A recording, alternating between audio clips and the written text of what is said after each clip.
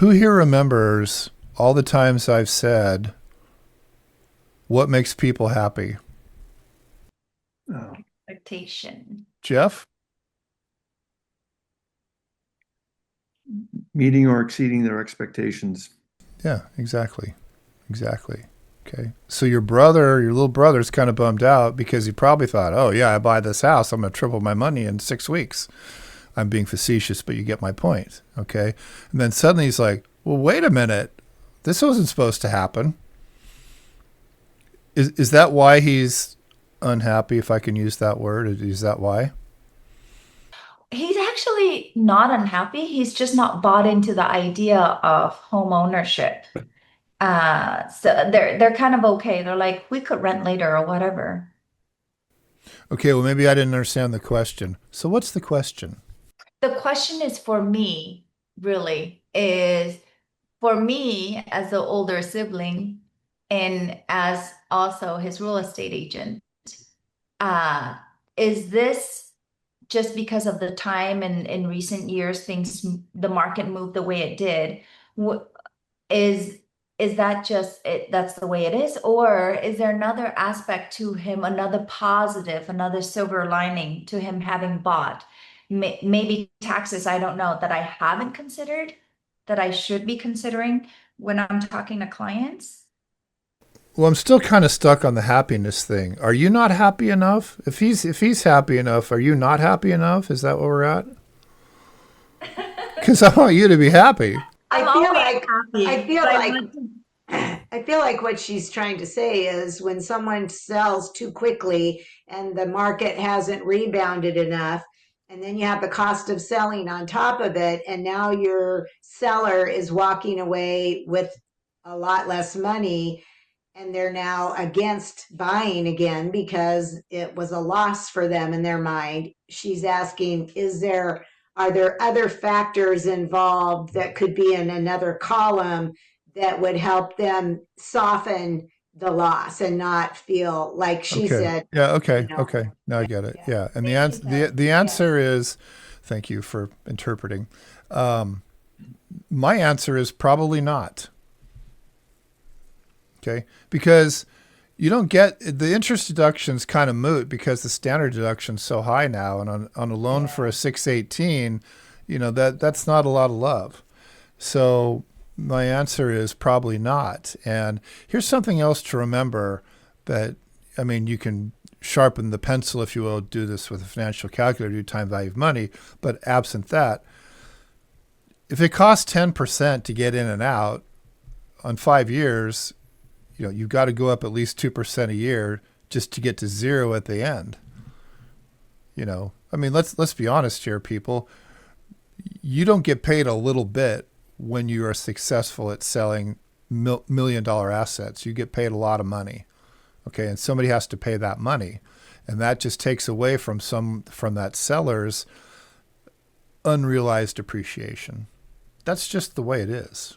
In Hey, Jeff. short, that home did not turn into an investment, or a capitalized investment in any way. He basically rented the home for 5 years at the cost of, whatever he's Yeah, losing, right? Yeah. yeah, Well, yeah, I mean, just a thought, Joe. Maybe you'd agree with yeah. me. Go If they ahead. were if they were paying $3,000 a month in rent, how much of that can you write off? None of it. Yeah, If you, zero. If it's your however, primary, I mean, if you have a home office, that's a different right, thing. right, Yeah, but what I'm saying is, given the current structure of the tax code and the standard deduction is kind of moot because you wouldn't get Yeah. interest unless you itemize. And I don't think you'd get enough to be, I'd have to do the number, see what the loan was. yeah, that's what. Well, because But also too, we all know that the most amount of interest is paid in the first 5 years, right? it So is. the It lion's is. share, if you're paying a $3,000 mortgage and you're able to write off, $2,500 in interest every month, you know what I mean? That Yep. might be the silver lining. Just a thought. Yeah. It might Well, he be. just he just made another comment that was a good point too, is if you're a work from home person and you are able to write off that home office, that's a benefit that only, business people working from home would have. So that could be a good column. Tell him to get his real estate license, Chin. Yeah, that's what we Because need. lots of people work from home, so that could be a really good column to add. Yeah, yeah. Yeah, but you don't Yeah, just no, automatically get a write-off if you're a W-2 employee. Oh, okay. There's he's special he's qualifying. happy, but me as the older sister feels a sting a little bit more than him. I'm trying to look at it in different ways. Yeah, Well, it's hard to recover from selling a house in a year unless you're in Mhm. some magical time, and you it can't is. predict that. Like COVID. Yeah. Yeah. But you know, Exactly. you can think about that. Like, let's play it out. If it was a $500,000 home and he more or less broke even, save 6 grand or whatever it is, and there's 10% cost of sale, that's like what, 56 grand? What was he in it for? Yeah. 3 years? So Oh, 4 years. 4 years. So that's math, $14,000 a year to rent the home. That's a pretty good rental fee. And in the meantime, if the market did something spectacular, that's pretty low, cost for some potential upside. Yeah. Well, how about this? How about we use the template and run the scenario real quick? There's a thoughtful idea. And I'm sure that the 10% is lower because obviously you're probably giving them a discount on your brokerage fee. And I usually find that it's between 7 and 8% to sell here in Kitsap County. What did you guys Did not account for loan payment. what did you guys pay for the house, Tien? 618.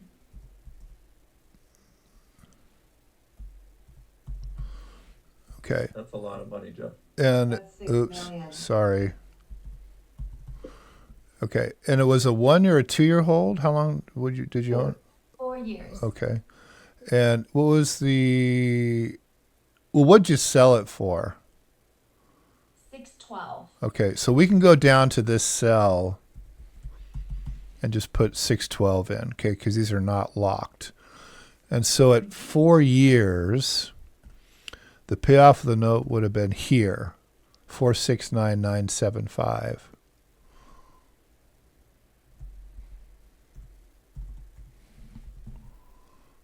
Okay. And I used 10%. Is that what would the total closing cost would have been in this example, Tien? I think we're looking closer to like 7%, 6.5%. Okay, let's use 7. Yeah, I'm really just taking care of them. Yeah. Okay, that's fine. Just a family. So they're going to walk out with about 100 grand. Okay, and that would have been 123,600 down. Okay, so let's just assume that, and because I use this all the time, Money. the S&P as an alternative, and then go over here. It was actually much less expensive to rent than to buy, if that was the case. Okay, so this is proof. This is proof. And you can see the numbers here, okay? Oh, wait a minute. Sorry. Forgot something. What would it cost to have rented an equivalent property? I'm sorry. What would that cost have been for rent, do you think?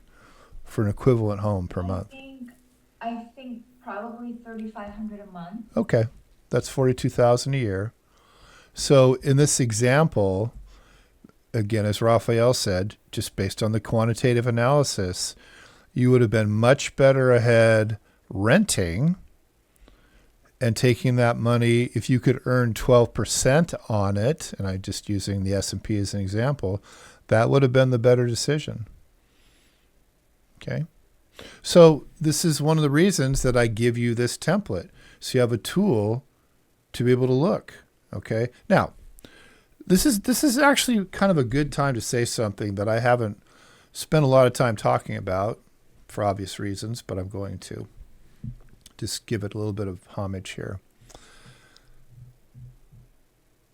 Learning how to lose money is probably more important than learning how to make money. That seems like a weird comment. I have learned more and become, I think, smarter, but emotionally more intelligent after I've gone through cycles of losing money. Okay. I mean, I've lost a lot of money. Fortunately, I've made more than I've lost. That's good. But when you go through and you sell a house, and I've done this, and you lose $50,000, that doesn't feel good. I got some bad advice a few years ago about a tax-free municipal bond purchase.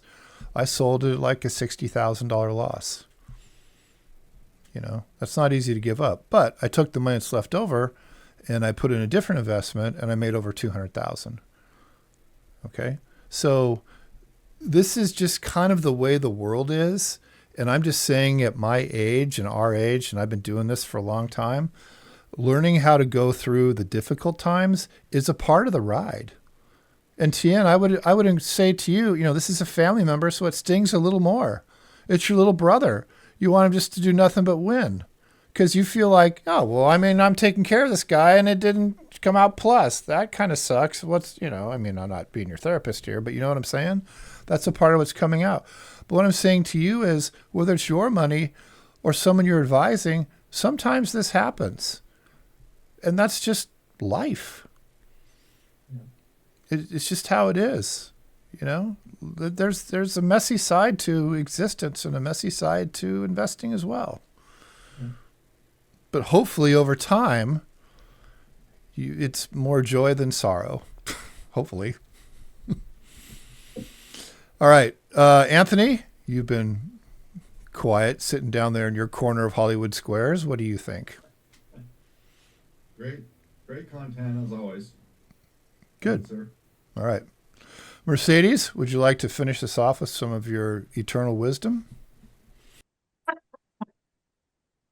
Some of my eternal wisdom. I really like that spreadsheet for anyone who's considering to sell too soon.